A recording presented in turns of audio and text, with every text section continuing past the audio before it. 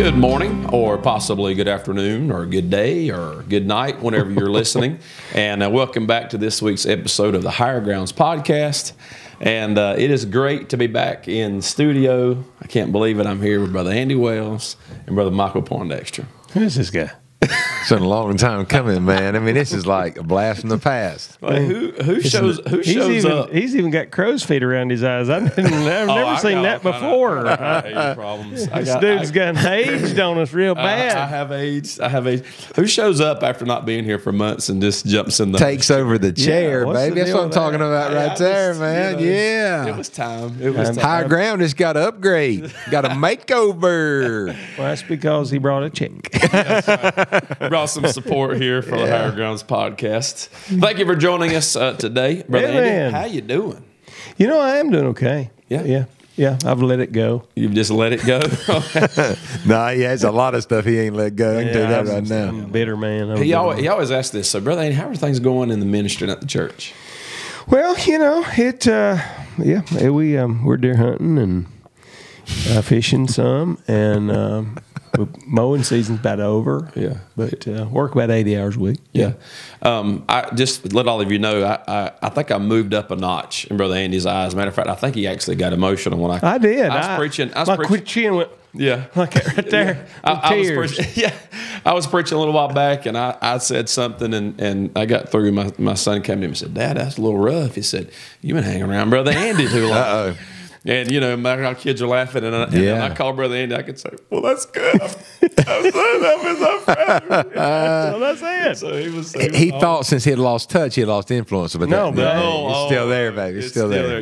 If you're around Brother Andy, he is going to influence you, and he'll stay with you. When you you. Plant the seeds of bitterness, they do. They will grow. Just keep feeding them. They grow in all kinds of soil, right? They will grow in all kinds of soil. Absolutely. It's funny. I have to be honest, and as much as we pick on Brother Andy about being tough, he is a tender-hearted kind of person. Yeah. And he's really a big softy. And He all is. of you out there that come to youth camp, and we just all love brother. Everybody who knows him, they either love him or they don't. But if you're around him, you're going to love him. That's right. Nobody's around you. Nobody's around you that don't easy. like you. I don't know if I go that far. I poured it on too thick for you. A little too thick, Just trying to encourage you. I just felt like I needed to come encourage you. Yeah. So I think what Brother Michael's saying is if you hang around him, like in the setting, like in the ministry type setting, but if it's on a personal level, I'll wear on you pretty quick. you can get a little bit frustrated. Say amen, Mike. I just listening right now. No, you implied that from the start. Not even been given the mic. I'm across the table now. Oh man, come on, Cletus. Brother Michael, how you doing, buddy? I'm doing good, bro. This new setup is dynamic. I'll tell you right now. This is my first There's time. a little distance, and I'm liking this. This is really nice. The really setup nice, here is so nice. I think somebody one time picked on us about having. They were He's talking about being further away from me. I got you. Because I can't reach across there. That's Right. Have a little fun. Have a little fun. Yeah. I thought you were talking about, because one time somebody said something about our cheap decorations a while back. I'm talking about, when we first got started. Early days. They made fun of us going to Hobby Lobby or whatever. Hobby Lobby and You can't get these things in Hobby Lobby. No, friend. This is that's right. I don't know if you can see that or not. I might have reached out of the screen. It's but a I just hobby. Rubbed the chin on a nice looking buck here. Yes, sir. By the way, I hate to be selfish with our audience here for just a second, but these are deer in here that Brother Andy's killed. I'm 40 years old. I've been deer hunting. Only thing, I got ate alive by some red bugs, and all that stuff. So, I'm not asking you to pray I'll kill a deer. Okay, I'm not asking that, but maybe a really strong wish that Brother Aldridge will get a big deer. Right. Is that okay to say? Yeah, that's fine with me. Right. Yeah. Brother Michael, how you doing, buddy? I'm doing great. Excited to be back together, man. Us three have not recorded a podcast in a long time. long time. Yeah. So this is really cool, man. Back together. Yeah. The old group back together again. Yeah. Well, today's episode, and I'm going to get these guys into it because we do have a good bit of ground to cover, having not been here a while. One thing I really enjoy doing, the Lord lets me do, is I do teach Bible college, and I'm honored to do that. And what about that? Yeah, can you believe that? Yeah, can somebody let me teach? I know it's crazy. One day they're going to find out something, or they're going to be like, wait a minute, what were we thinking? And I won't be teaching anymore. But I do enjoy. I just enjoy the interaction week after week. Well, you need to plug the college that you teach for. You didn't even say who. Is that it okay? was. I just don't want to be ashamed. I don't want to. But I do teach at Tabernacle Baptist Bible College there in Greenville, and of course started by Dr. Harold B. Seitler. And so it's a privilege. Every time I walk in there, I mean, I just told him the other day, I never go in there without just just thinking, what am I doing here? But I've had the privilege of preaching there a handful of times, and it's quite nostalgic. It's overwhelming. That's where you and I first met. It is, yeah.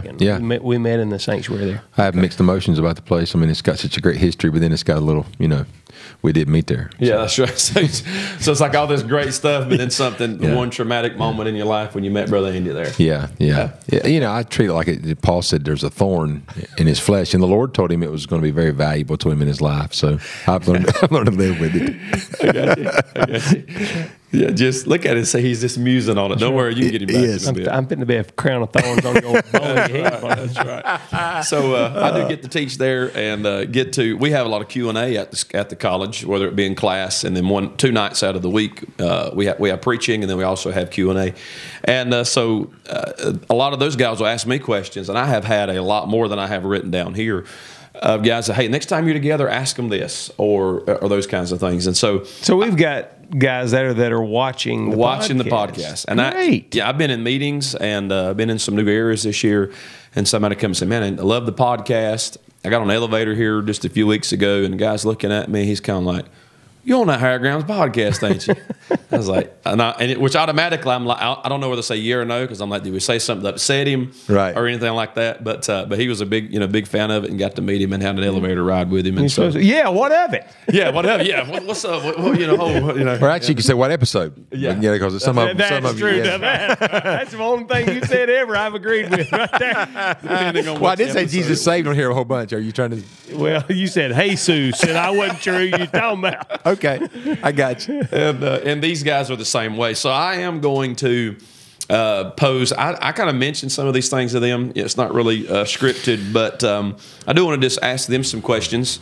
And many of the guys love hearing the response of Brother Wells and Brother Michael, and they love hearing from Brother Matthew. Now, Brother Matthew is a well-known brother. man. He is. And he sure is. And so he's not on this part, Matthew. but if he hollers any answers out, we'll be sure to relay that, because I'm sure it'll be a blessed out. All right, ready? This is question number 1. Throw it to the younger guy. I'm going to throw it to the younger guy. Both of you, and it's going to be a segue. Each one's kind of a 2-part. Is that one of those things you're... Yes, one of those things Matthew says every time he's in the chair. Yeah, you just ride it around. The first one is, what are you looking for? Both of you men preach out. You preach meetings. God's using you. And by the way, the Lord using your pastor to preach out, it really is a blessing to the church. Sometimes it gets viewed the wrong way, but it's really an extension of the church. And one thing that Pastor Finney does is he really recruits our church to join him in that meeting. So that's another topic for another day. But as you're out, obviously you're going to have somebody to fill the pulpit. Yep. Right? Somebody's there, and they're going to be preaching. What are you personally looking for when you're getting ready to go out of town and you need to line somebody up? And the next question will be, what is the responsibility of a fill-in? So we can kind of separate those two. But what are you personally looking for when it comes to getting a guy to fill in for you? Brother Michael, what are some of the things you're thinking about? Yeah, I want somebody who'll come in and respect the personality of the church, from the standpoint of come in and come to it with some sobriety of mind, you know what I'm saying? Knowing, hey, these people have worked hard. They came in tonight to worship the Lord and to hear the Word of God.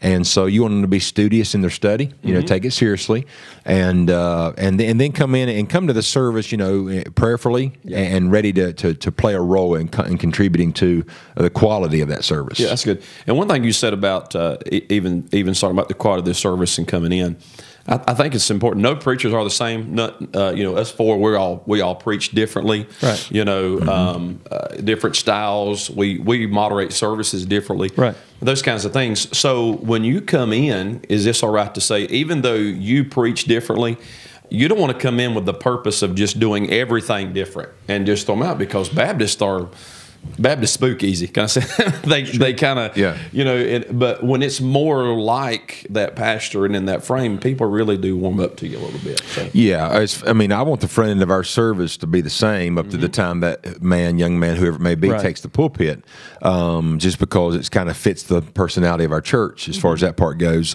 So yeah, I mean, not looking for someone to come in and start a revolution. You know what I'm saying? And become, you know, take over, hijack, be, you know, I'm on the scene, blah blah blah. You know, just come in and serve those people well for that particular service while we're gone. Which brings the value up. If you've got somebody coming in to fill in, how valuable is that man that you leave with on a weekly basis that moderates you? Extremely valuable. Extremely valuable. Yeah, and I don't want to answer the second part of your question before I answer the first, but I'll say this. Ultimately, what I'm looking for is someone that'll feed the sheep and I won't have to come home to problems I've got to solve or issues I got to deal with because of their message. Because of their message, yeah, exactly. It's like this. I mean, we are charged in the book of Proverbs with being diligent to know the state of our flocks. I don't believe anybody knows the state of that flock like that pastor does. Right. A lot of times when I preach for another pastor, I'll turn the altar call over to him because he can appeal to that congregation because he knows who they are, he knows their heart, or whatever the case may be. But I'll say this: I don't hire hitmen. Yeah, I don't need you to come in and address problems in the family. I need you to come in and just preach the word,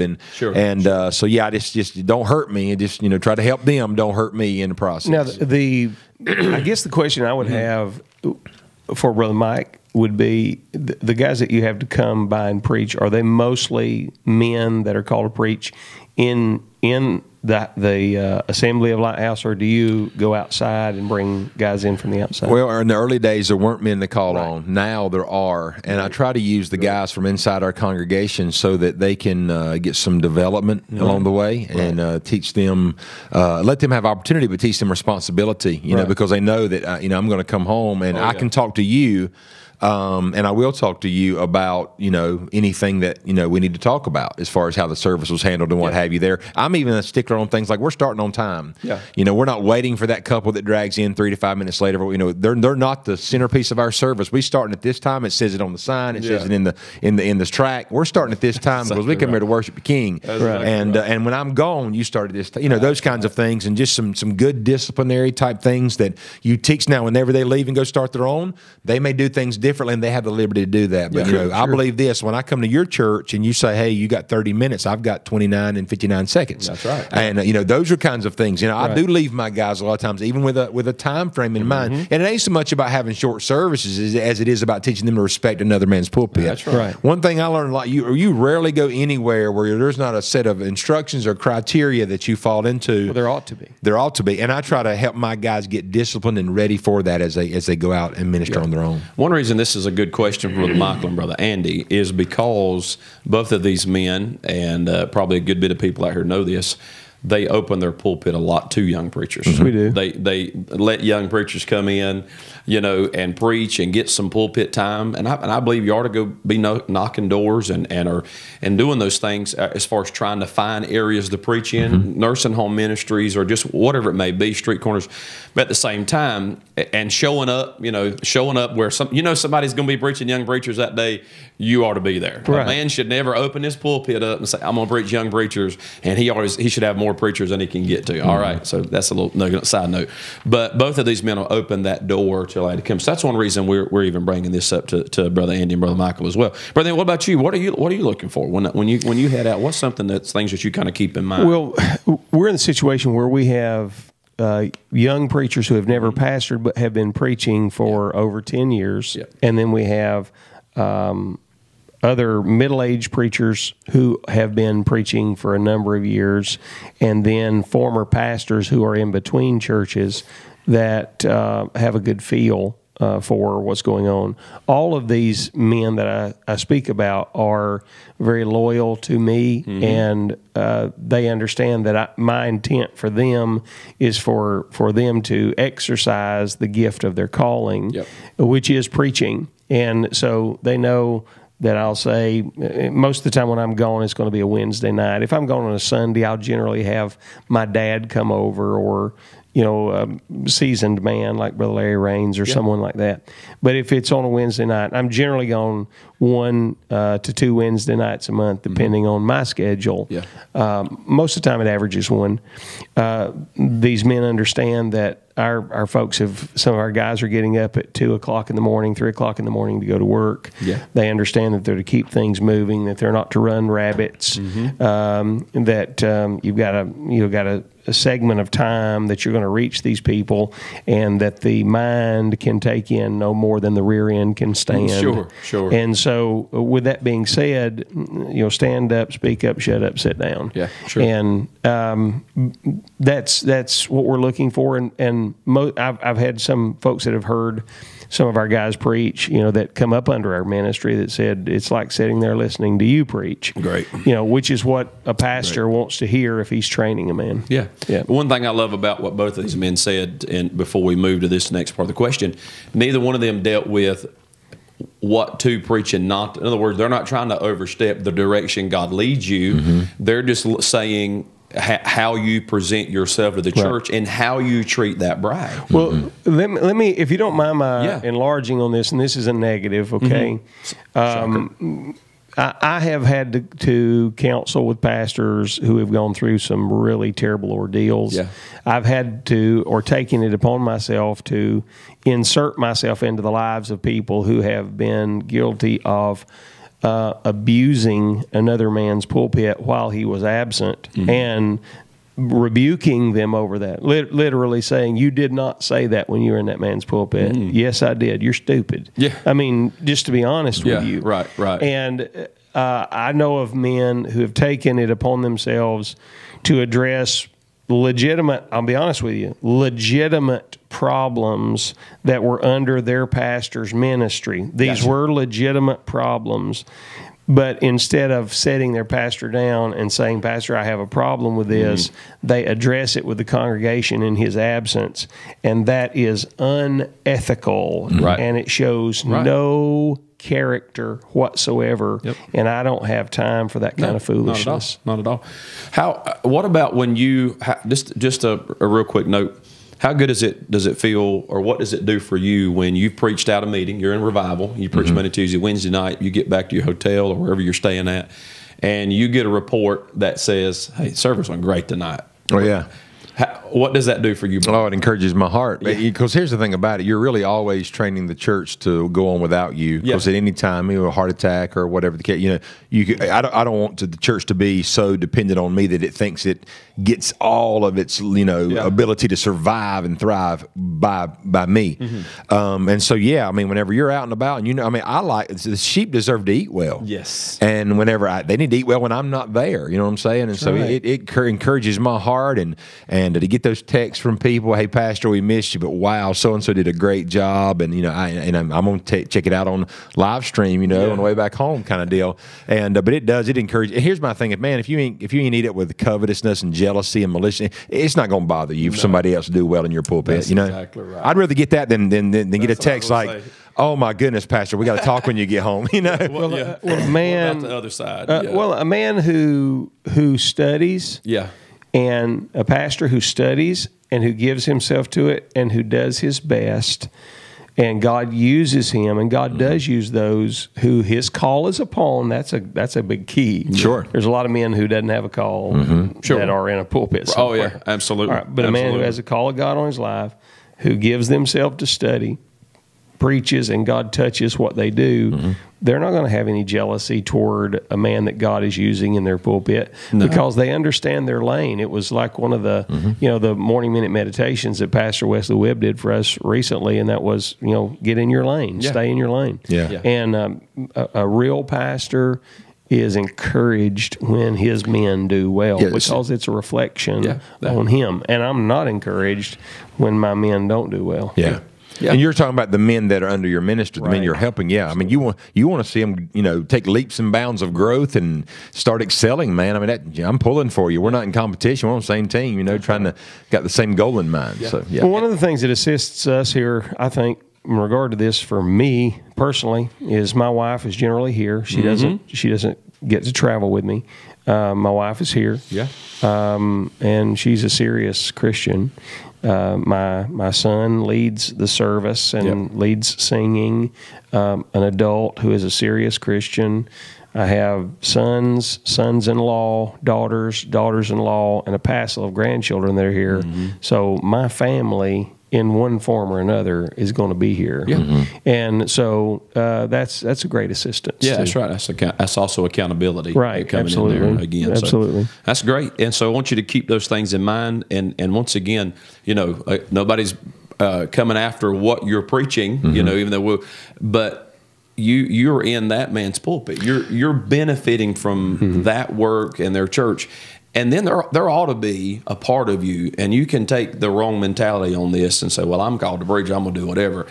And you're going to shoot yourself in the foot. But I want my pastor, I want these preachers to be pleased with what I'm doing. I want their approval because they're and brother, they're not talking about, but they're our elder, and so don't take that. Well, I'm gonna do it my own way, and I'm gonna do my own thing because you're just gonna hurt yourself. Yeah, and actually, you're not. You're not. You know what I'm saying? Because you're supposed to be submitted to that authority. And here's the thing about it. I'll say this right here. There is more danger for a young man or a man, period, that's preaching in the church he is currently attending, because just sitting on the pew, you hear things and you see things. However, those are not things the Holy Ghost is going to lead you to get up and touch or deal with, because that's not your office or right. Oh, yeah. I would feel more comfortable with an outsider coming in and touching something he didn't know nothing about. I could believe he was Spirit-led. But for a guy to get up and handle a situation in the church that's a member of the church, I tell my guys, that's off limit. You can preach on sin all you want. But if I find you getting around an area that you had previous knowledge to, because that needs to be touched whenever I'm prompted by the Spirit of God to do it. Because here's the thing about it. We all know this as pastors. You're dealing with a flock of people that are all different stages of growth. You're getting back in counseling. You know where they're at. And you may know this. If I touch this situation right now, it's going to cripple them or put them out. It's going to become casualties.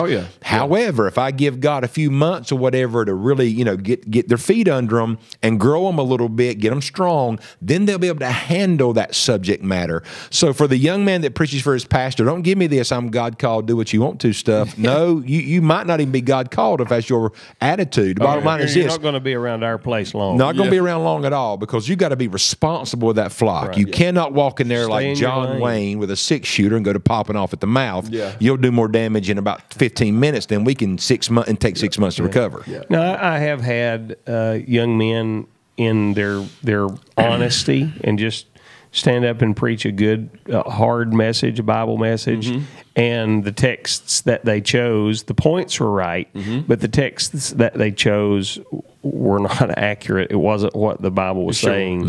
And I had to and that's part of being young, and take them aside and saying, don't disagree with what you said, but here's your problem. Right. The problem is you said the Bible said something it didn't say, and therefore you cannot make the statements that you made on the basis of the Scripture you used. So I have had that, but that's a part of the growing process. Yes. And a pastor who's trying to mentor men to go and do what he has done with his life, with of course they with their calling. You're going to have to deal with things like that. Yeah. We're going to kind of move into, because of our time, just what is the responsibility of the filling guy?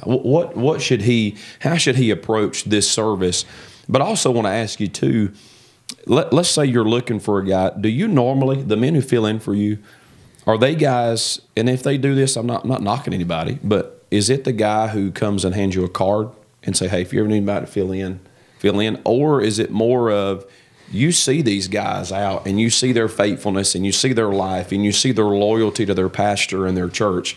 Is that the guy you're It's men I've established relationships with. Exactly. Okay. So you, it's not just if you come up, I'm going to be honest with you. If you come up and hand me a card and say, I'm in the ministry, I'd like to present my card to you and let you know that I'm available, you're not going to get a call from me probably. Yeah. Sure, because that's a self-promotion. And of course, if you're a pastor and you're listening to this and that doesn't bother you, that's fine. It's just one of my quirks. Yeah, sure, absolutely. Brother Michael, what about that kind of same thing, but also what is the responsibility of the fill-in? Me personally, to kind of answer in a similar way that he did. I'm going to use the guys in my church if I can when I'm gone. Yeah. However, I will bring guys in. Like we have at least 4 or 5 youth Sunday emphasis in our church. I'll bring guys in from other places. It's always guys who usually I have relationship with, I've been in meeting with, and more than anything at the top of my list is going to be guys in good relationship with their pastor. I'm usually calling him first. And hey, I was praying about this individual. Would that be anything that would be okay if I were to? I would like your permission to give him a call. And of course, I've called sometimes, and they'd be like, it's not a good time right now. He's kind of, he's trying to work through some things, or there's some things I'm dealing with for him or helping him with, and I back off. I mean, I'm just not going to step over that authority. You need to reiterate that. I mean, that what Brother Michael just said is very, very serious. And I will make the statement and let him enlarge on it. He said, if I want to call a young man to come preach for me that's outside of my flock, then what I'm going to do is I'm going to call his pastor first, and I'm going to check with his pastor. Sure. And take it away. Yeah, here's the thing about it, guys. Nobody knows you like your pastor. Yep. And here's the thing: if he don't have confidence in you, if he can't sign off on you, if you've not served well under him, then why would I ever want you to come and think you were responsible enough to handle my pulpit and preach to the people that I pastor to? And so there's just no way. And so for the guys out there who have a distant relationship with your pastor or a toxic relationship with your pastor, you're going to want to get that fixed pretty quickly. And I'll say this: I mean, you got to remember, all of us were young preachers at one time before we ever got to where we are now. But now, come on, easy now. Anyway, but the thing about it is this: he's there to serve multiple purposes in your life, and one of them may be to help point out areas that need work. So don't be so offendable that those are, because a lot of times that's what puts a strain on a relationship. Well, there have been young men in my church that I have had to sit down, and some I've had to put under church discipline. Not that it was totally disqualifying, but they had done some things that were not sensually immoral, but immoral with money, or immoral with with conversation, things they shouldn't have said, that would reflect bad on their calling. And these men have had to be set down for a while and be talked to by their pastor and work through some issues, and we're able to get it right.